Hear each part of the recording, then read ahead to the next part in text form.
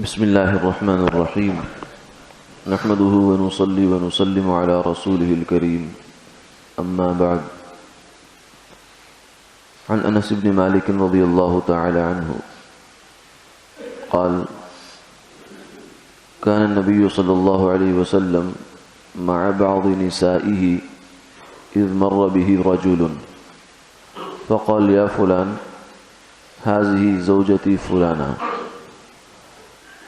فقال من كنت أظن به فقال إن الشيطان يجري من الإنسان مجرى الدم أو كما قال عليه الصلاة والسلام.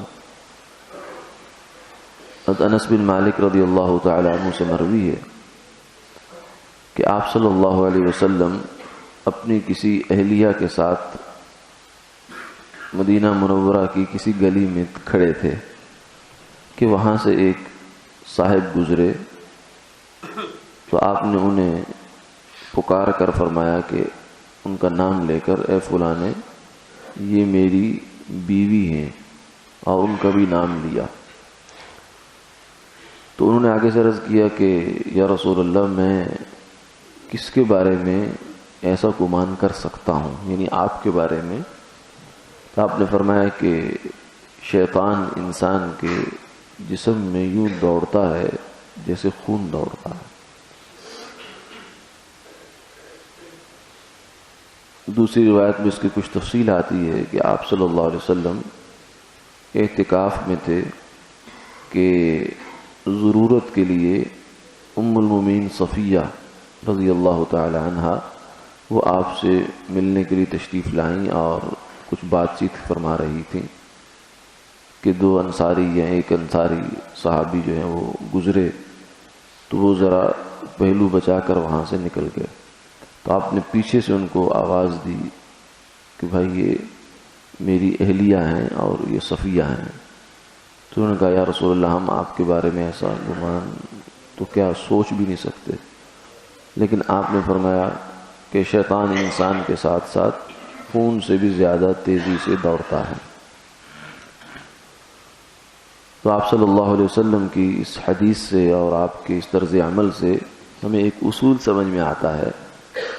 وہ یہ ہے کہ آدمی کو صرف اسی بات پر مطمئن نہیں ہونا چاہیے کہ میں جو کام کر رہا ہوں وہ ٹھیک کر رہا ہوں چاہے لوگ اس کو کچھ بھی سمجھیں.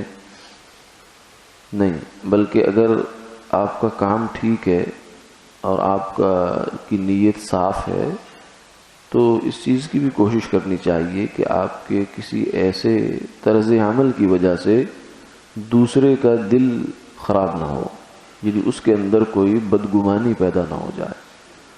کیونکہ دوسرے کے اندر اگر بدگمانی پیدا ہو گئی تو آپ کا تو چاہے نقصان ہو یا نہ ہو لیکن اس کا بہت بڑا نقصان ہو جائے گا.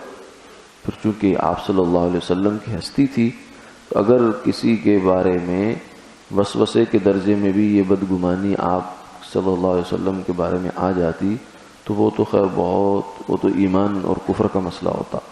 لیکن عام انسانوں میں بھی جو ہے بدگمانی چھوٹا گناہ نہیں ہے. یا ایھا الذین آمنوا اجتنبوا کثیرا من الظن ان بعض الظن اثم. فرمایا کہ ایمان والو گمان سے بچا کرو کیونکہ بعض گمان ایسے ہیں کہ وہ گناہ ہو جاتے ہیں. یعنی انسان کسی کے بارے میں کوئی چیز سوچ لیا کرتا ہے اور ایک تصور بنا لیتا ہے کہ یہ بندہ یہ کام کر رہا ہے اور وہ غلط ہوتا ہے تو وہ تو چاہے گناہ کر رہا یا نہیں کر رہا لیکن ہم نے یہ سوچ کر گناہ کر لیا کسی کام کے بارے میں بھی. تو ایک تو ہر انسان کو کوشش کرنی چاہیے دوسرے کے بارے میں نیک گمان رکھے اور ہمیں خود اپنے طرز عمل کے بارے میں اس چیز کا دھیان رکھنا چاہیے کہ ہمارے کسی ایسے طرز کی وجہ سے کسی کے دل میں بدگمانی تو نہیں اور کسی کو انگلی اٹھانے کا موقع تو نہیں مل رہا.